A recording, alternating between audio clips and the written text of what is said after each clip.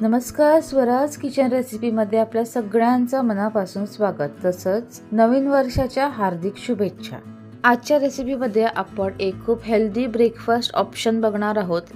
खूप पौष्टिक असा हा ब्रेकफास्टचा पदार्थ आहे। यामध्ये खूप वेगवेगळ्या भाज्यांचा उपयोग होतो। तेल किंवा तुपाचा खूप जास्त प्रमाणात अजिबात उपयोग होत नाही। अगदी 1 ते 2 ड्रॉप तेल किंवा तुपाचा वापर या रेसिपीमध्ये होतो। या रेसिपीचं नाव आहे मिक्स व्हेजिटेबल चिला किंवा मिक्स भाज्यांचं धिरडं। खूप सोपी रेसिपी आहे, पटकन बनवून होते।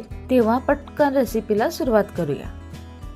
आजची आपली ही रेसिपी बनवण्यासाठी आपल्याला आपल्या आवडीनुसार आणि आपल्या आवडीप्रमाणे भाज्या घ्यायची। याला एक असं पर्टिक्युलर मोजमाप असं काहीही नाहीये।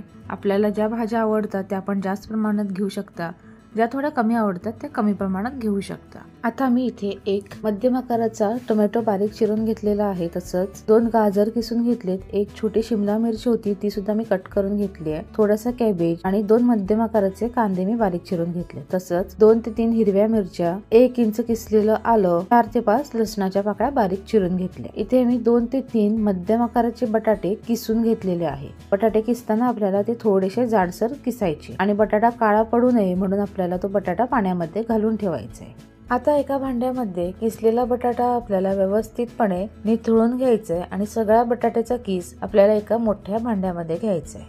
आता यामध्ये आपण उरलेल्या सगळ्या ज्या भाज्या आपण चिरून घेतलेल्या आहेत त्या सगळ्या एका मागोमाग एक अशा घालून घेऊया। बारीक चिरलेला कोबी, बारीक चिरलेला कांदा, बारीक चिरलेला टोमॅटो आणि ढोबळी मिरची आणि बारीक किसून घेतलेलं गाजर। आता यामध्ये आपल्याला बारीक चिरलेली लसूण, बारीक चिरलेल्या हिरव्या मिरच्या, किसलेलं आलं, तसंच बारीक चिरलेली कोथिंबीर सुद्धा आपल्याला याच वेळी घालायची। सगळ्या भाज्या व्यवस्थित मिक्स करून घ्यायच्या। आपण पाहू शकता किती छान मस्त रंगीबेरंगी आपल्या पातेल्यामध्ये आपल्याला ह्या भाज्या दिसतायत। आता यामध्ये 1 टीस्पून ओवा घालायचा आहे। ओवा घालत असताना आपल्याला तो हातावर क्रश करून घालायचा आहे, म्हणजे ओव्याचा सुंदर स्वाद पदार्थामध्ये उतरतो। चवीनुसार मीठ, 1 चमचा किंवा चवीनुसार लाल तिखट, पाव चमचा हळद पावडर, अर्धा चमचा जिरा पावडर, 2 टेबलस्पून दही। इथे टेबलस्पून म्हणजे आपली जी आमटी वाढायची जी पळी असते त्याचा वापर मी इथे दही घेण्यासाठी केलेला आहे। दही आणि सगळे मसाले भाज्यामध्ये चांगले एकजीव करून घ्यावे। व्यवस्थित सगळं एकजीव झालं की यामध्ये आपल्याला पिठाचा वापर करायचा आहे। पीठ इथे वापरताना आपण आपल्या आवडीप्रमाणे कुठलंही पीठ वापरू शकता, जसं की नाचणीचं, ज्वारीचं, गव्हाचं। मी इथे अर्धी वाटी बेसनचं पीठ वापरते, कारण बेसनमुळे पदार्थाला खूप छान चव येते। तसंच थोड्याशा क्रिस्पीनेस साठी 2 चमचे तांदळाचं पीठ आणि 1 वाटी मी गव्हाचं पीठ इथे वापरते।